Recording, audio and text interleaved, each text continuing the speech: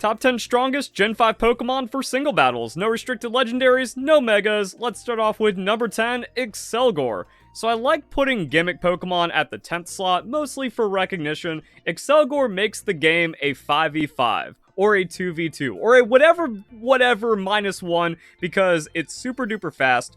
You can put a Choice Scarf on it to where no Pokemon is ever going to outspeed it, and then you Final Gambit. And there you go, it's a 1-for-1. Hopefully you got a strategy that makes it harder for the opponent to come back from. Also, you're giving up a Pokemon that's not doing much for maybe one of their strongest Pokemon that they're leading to set up, or their strategy revolves around their lead, and you just remove it from the game immediately.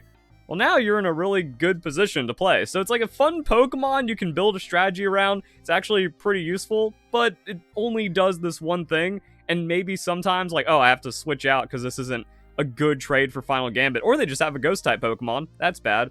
And then you can bring it back in, maybe clean up with a little bit of damage or something. So Excelgor is a good Pokemon, and Final Gambit can be a really good strategy. Number 9, Amoonguss. So Amoonguss' stats, not as terrifying as they used to be with all the power creep, which is why it's kind of fallen to number 9, but it needs to be respected for having one of the most devastating combos in the game. Regenerator Spore. Also on a Grass Poison Pokemon, which is a really good typing because it can't get spored itself. It also can't get toxic, so you just have to deal with this Pokemon that sits in there, puts you to sleep, heals all of its health back. If it can go for some kind of trade on Giga Drain, also offensively, Grass Poison's pretty good. Hit a Fairy-type Pokemon with a Sludge Bomb, and if it just takes too much damage, okay, it switches out, comes back in with too much health, and then Spore all over again. You just have to suck it up and get your life ruined by it. But it doesn't have immediate threat. It can put something to sleep. It can be annoying with Sludge Bomb, Giga Drain, and then it just doesn't go anywhere. But it also can't just end a game or provide a lot of offensive power. Breloom, it at least outspeeds things sometimes, but once you put an opponent's Pokemon to sleep, well, nothing wants to switch into a Breloom because it's going to hurt too much. And then that Pokemon just kind of gets beaten up, and then Breloom's still a Spore threat. So Amoonguss is just kind of really annoying.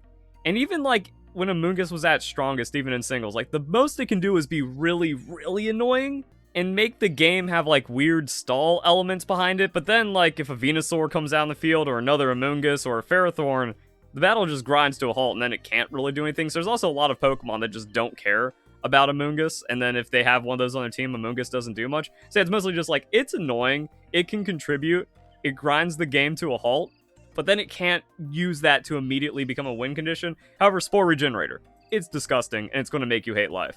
After that, we got number 8, Landorus. So, Landorus is a Pokemon with high attack, a little bit of speed creep, the 91. Really? Just cuz? Alright. So, it can just kind of outspeed everything else below it for free with a 145 attack, and that's got Legendary Bulk as a Ground-type Pokemon.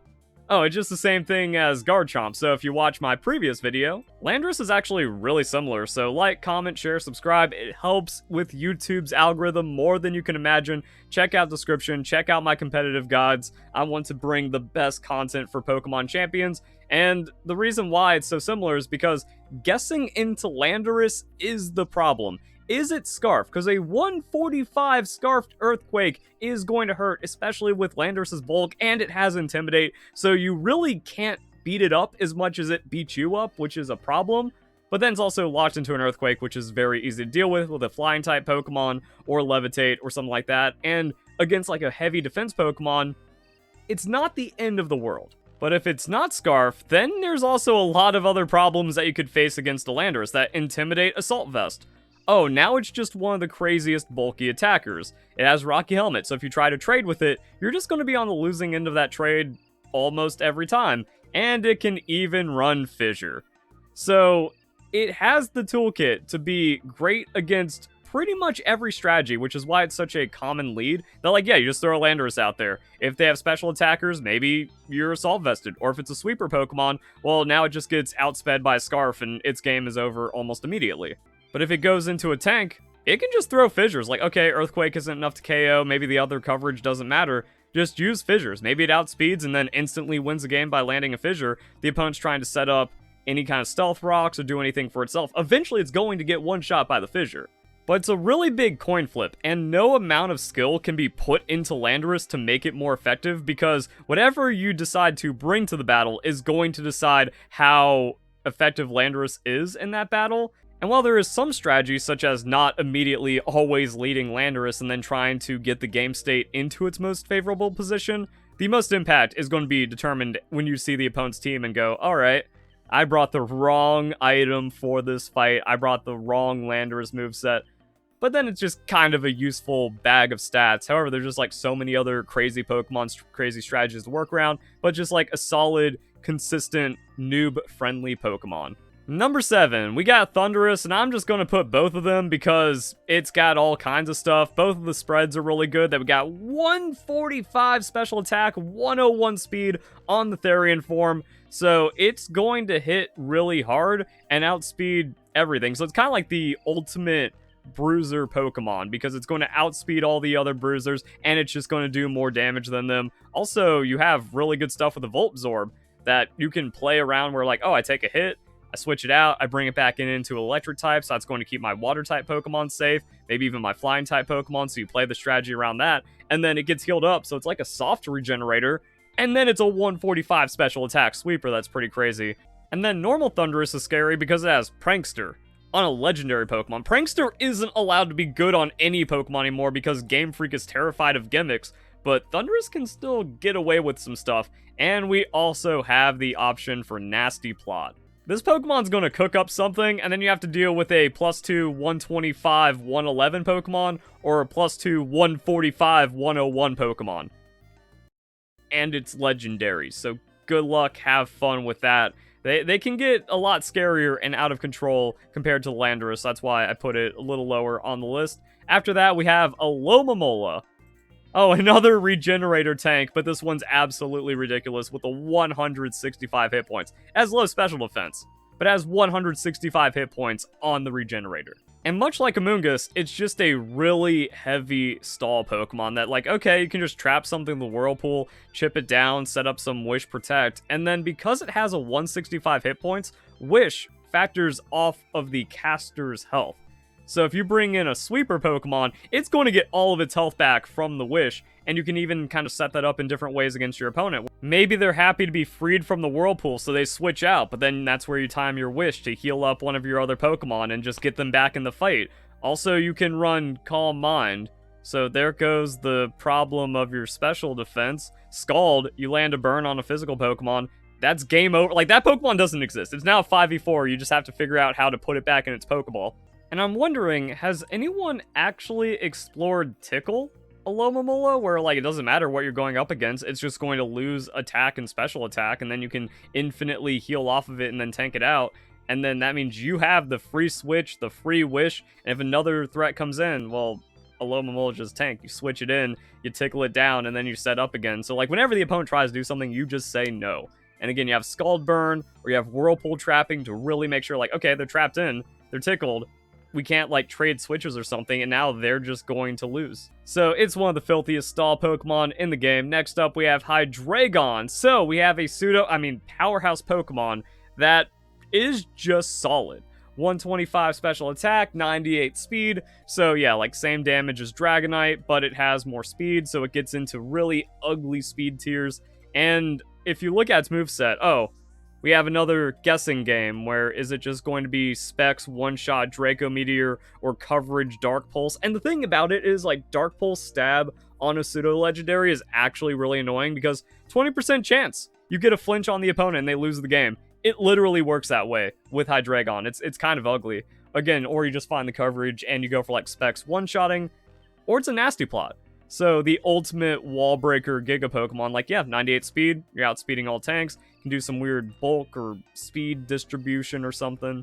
At the very least, you're a modest 125 special attack Pokemon, so it hurts just a little more, and it can even taunt, or substitute, or do whatever, like sub into a Stealth Rocks or some kind of tank setup Pokemon into a Nasty Plot is just game over in a lot of situations, and it also has extra little bits of coverage, so you can just do whatever you want with it. That, depending on the meta, okay, we go Dark Pulse, Fire Blast, Nasty Plot, Taunt, or Substitute. You can get away with that. Or you just go, never mind, Specs, any Pokemon slower than 98 speed is just going to get annihilated. Yeah, it's a strong Pokemon. Next up, we have Chandelure. So Chandelure, kind of the same boat, where like, oh, we just have a good enough speed to run over a lot of Pokemon, 145 special attack for crazy damage, 90 defenses, even with like 60 hit points doesn't feel that great, but you're not immediately dying to everything neutral, and then just a toolkit to do whatever you want. It can just throw out a minimize. It's got Pain Split for sustain. Will-O-Wisp into a physical attacker. That's actually a huge trade where it's just like you eat a big physical hit, Will-O-Wisp, Pain Split, minimize. Dang, it really sucks to be the opponent now. But also, Ghost Fire is an incredible offensive typing, so we have a 145 special attack, stab, flamethrower, and shadow ball, with the potential for other coverage like the energy ball, and 80 speed. Maybe that's a Scarf, or 145 special attack. Maybe that's a Specs, and everything gets one shot, and if you don't want to be like committed to locked into it, okay, you Trick. Well, now their Blissey is Choice Specs and removed from the game. Their tank Pokemon doesn't get to play anymore, and you're still a 145 special attack dual stab Pokemon that now has like a Leftovers or a Covert Cloak or something, and decent enough coverage to just wreck everything with. It's a pretty wicked Pokemon. Now for the top 3, things are going to get crazy because we have Galarian Darmanitan. And that's also where Pokemon Champions gets weird because we know that there's Mega and Terra. We don't know how many of the gimmicks we get to do in a battle. Is it just one? Like I have to choose between Mega or Terra. And that also makes it really weird for Galarian Darmanitan because Galarian Darmanitan sucks if Dynamax exists, because if it Dynamaxes, well then it's disabling its ability, which gives it a free choice band, and if the opponent Dynamaxes, well, now it can actually survive a hit from Darmanitan, and then one-shot it, and then get its max move set up, and then the game's kind of over. So, it's a really hard Pokemon to lock down, but let's say, like, okay, since we're not counting Megas, we're putting really light emphasis on Terrestrialization for this top 10, no consideration for Dynamax. Well, it's actually one of the strongest Pokemon.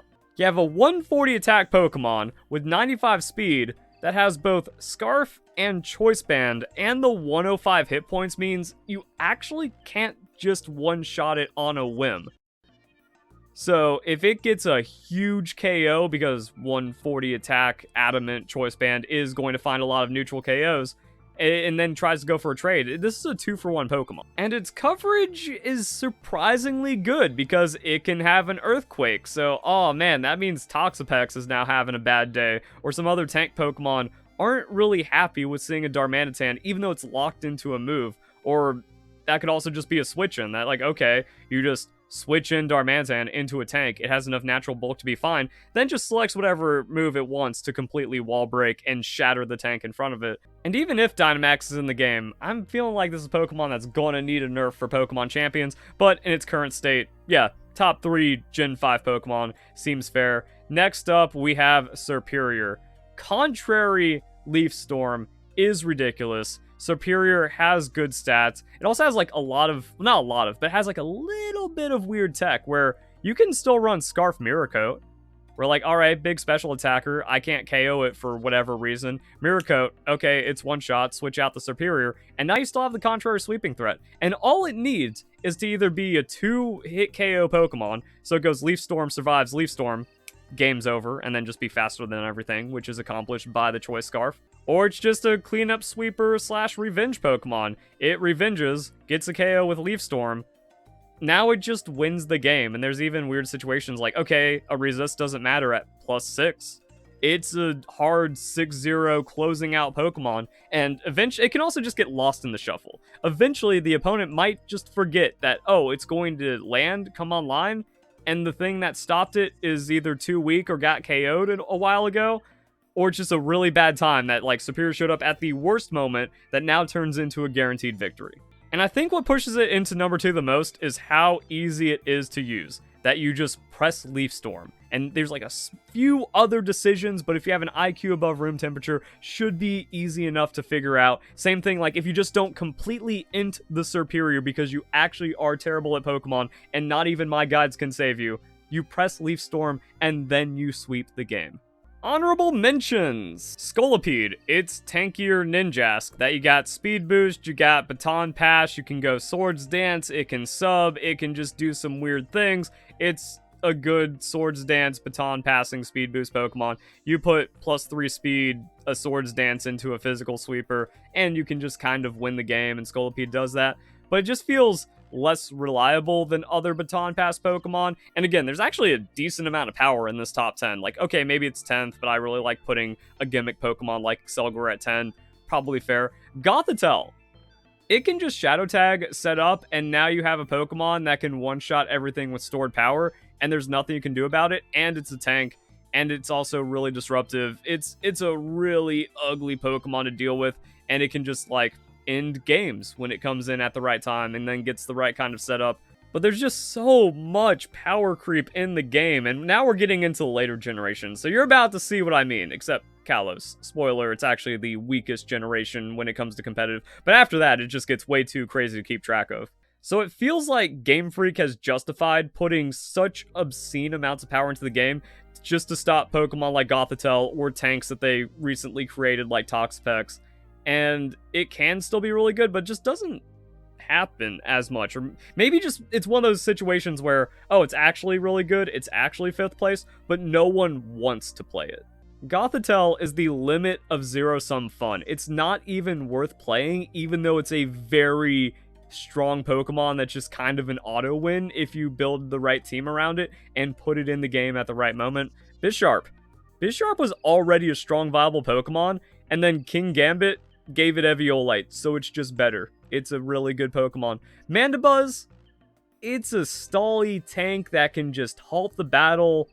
In previous generations, I feel it's kind of gotten power crept, but it does get consideration. It's actually a pretty gnarly Pokemon to have to deal with.